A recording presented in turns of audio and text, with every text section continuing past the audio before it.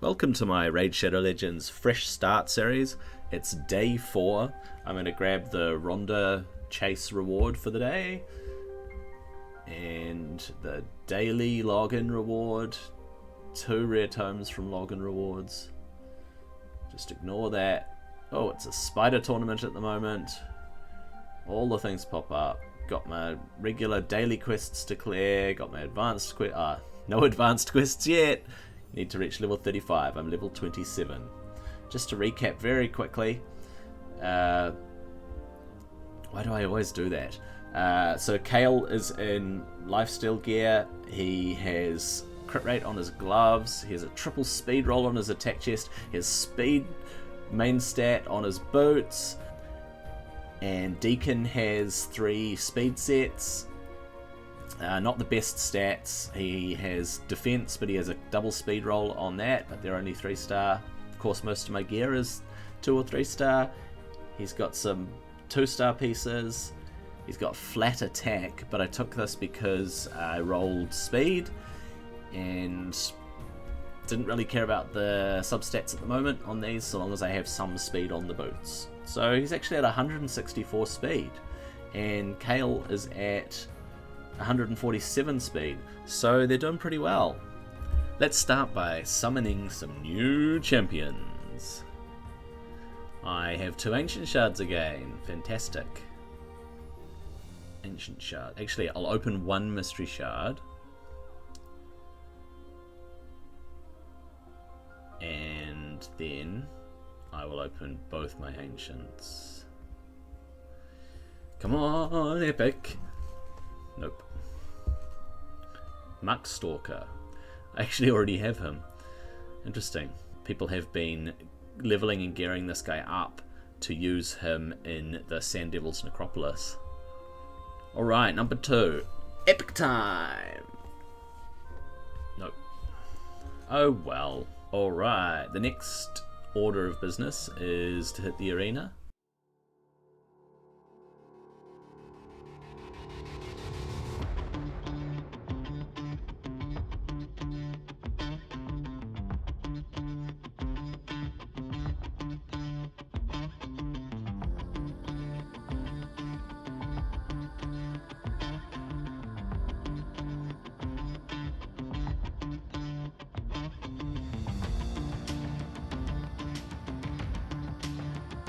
The next thing that I want to do is show you an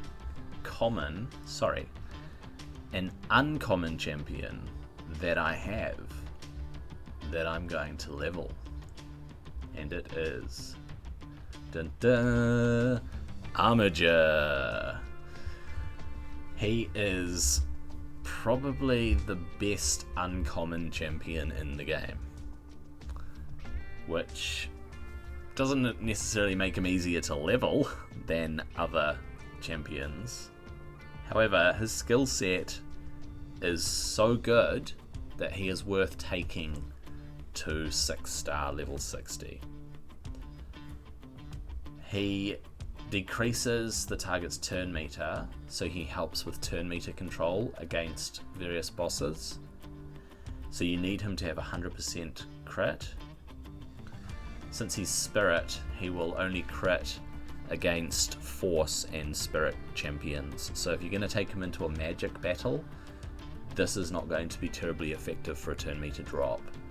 And his other skill is not only based on enemy max HP, therefore does serious damage against bosses. If you kill someone with this skill, they cannot be revived. So people used to use this on things such as the Ice Golem's minions, or even in the arena to block revive. So this guy is great in any early account, or in fact any account, to level up and to use in various dungeon boss teams. The next thing I want to do is not only farm up my food, but I'd actually like to go for the Relic Keeper fusion.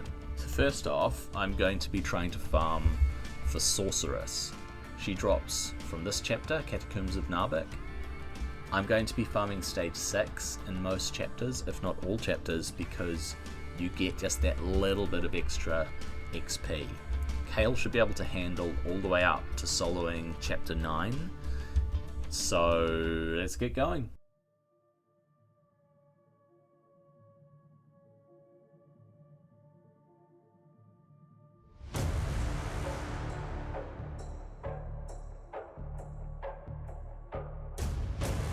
Okay, got her. So that's one champ down towards Relic Keeper. Next up is Durham Forest. I'd like 2 copies of Spirit Host, one to use as a healer and one for the fusion.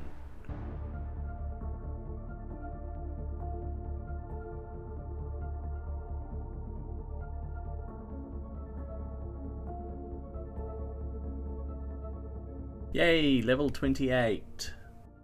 Well, I might not have got Spirit Host after all these runs, but Armiger is now level 20. So I'm going to go and level him up to 3 stars, probably along with these other 2, so that I've got more 3 stars, but I want to keep leveling Armiger. I'm going to keep going with these guys while I try to get the rares in the campaign to drop. I want to use Armiger at max level. I might make Saurus my campaign farmer possibly, and apparently Outlander can actually hit really hard when he's geared well, but I'll probably use him as food.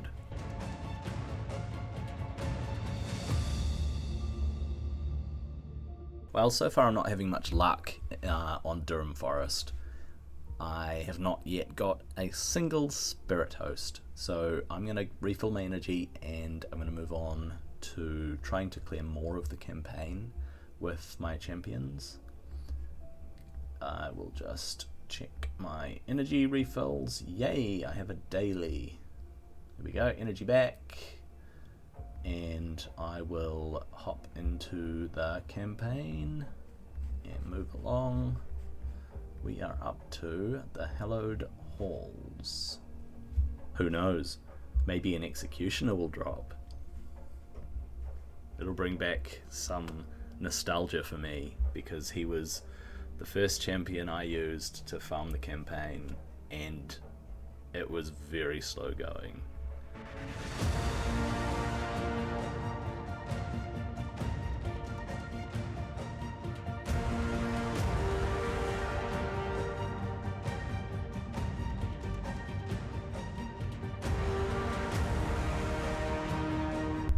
Well, no Executioner, but I'm up to the boss stage.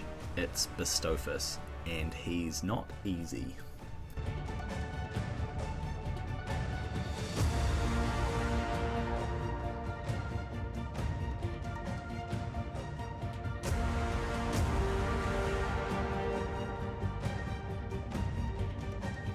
Chapter 12.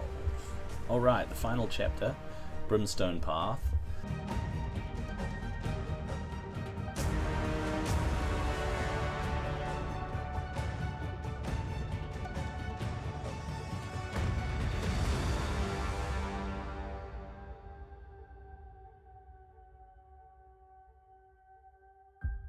Well, we made it to the end of chapter 12.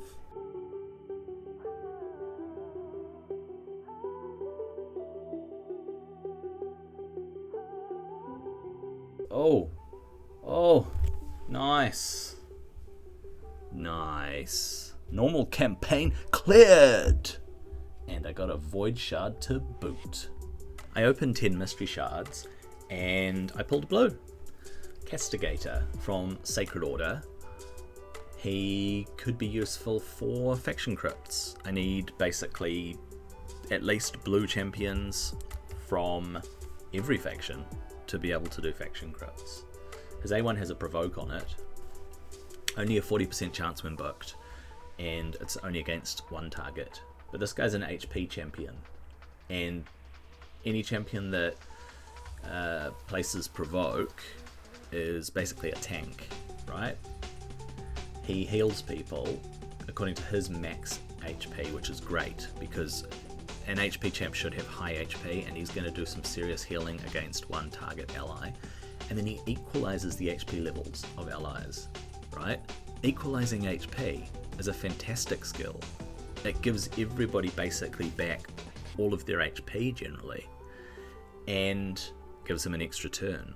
So 6-turn cooldown, books down to a 4, is actually a 3-turn cooldown because of that extra turn.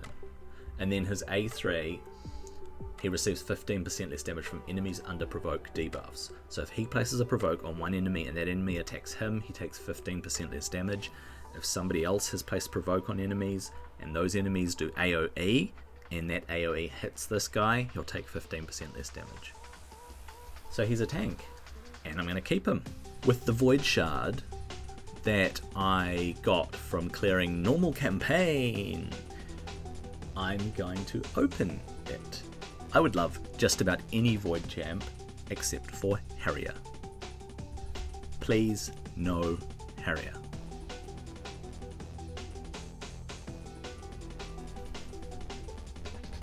Mycolis.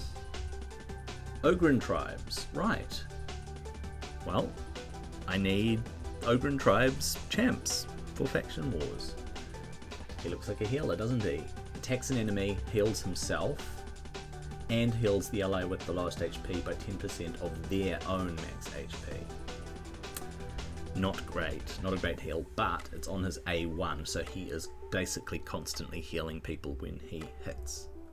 Shield buff on himself, plus ally protect on allies. Fantastic. Plus heals all allies. It might be by their own max HP, it's another heal, and it books down to a 3-turn cooldown. What a great support champ. Decreases the damage all allies receive by 5%. This champion will receive that damage instead, and if he's got that shield up, that's great. And you can also get that mastery. That means he takes more damage for people. So he is actually a bit of a tank. A tanky healer. I was having no luck on Durham Forest, Chapter 4, at getting Spirit Host. So topped up my energy, and I'm going to farm Valdemar Strait, Chapter 8, for a bit to try and get this guy here, Templar. He's another one of the rares required to fuse Relic Keeper.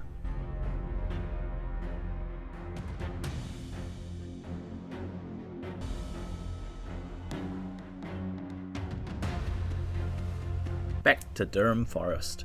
I'm going to keep trying for Spirit Host.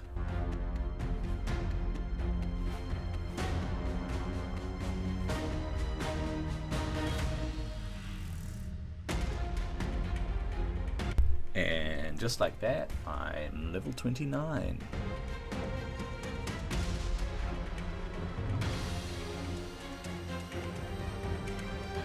Look who just dropped. I got Spirit Host. Now it's time to move on to Chapter 8 again and try for Templar. Well, it's the end of day 4, and I would say I've made fairly reasonable progress overall. So what did I achieve? Well, Kale's level 50, and he is capable of farming campaign at least to Chapter 9. He managed to grab me a few more stars on normal campaign. I completed normal campaign and got a Void Shard. I opened Shards, one of which was my Void Shard, and I got 2 new rare champs. I got a couple of champions towards the Relic Keeper fusion. I got Sorceress, and I got Spirit Host. I ran some Dragon's Lair, but as always, not a lot dropped. And I 3-starred Armiger, so well on my way to getting stronger, getting further, and eventually I'll be able to hit hard campaign, the other dungeons, and start putting some gear on these champions. I'll see you on day 5.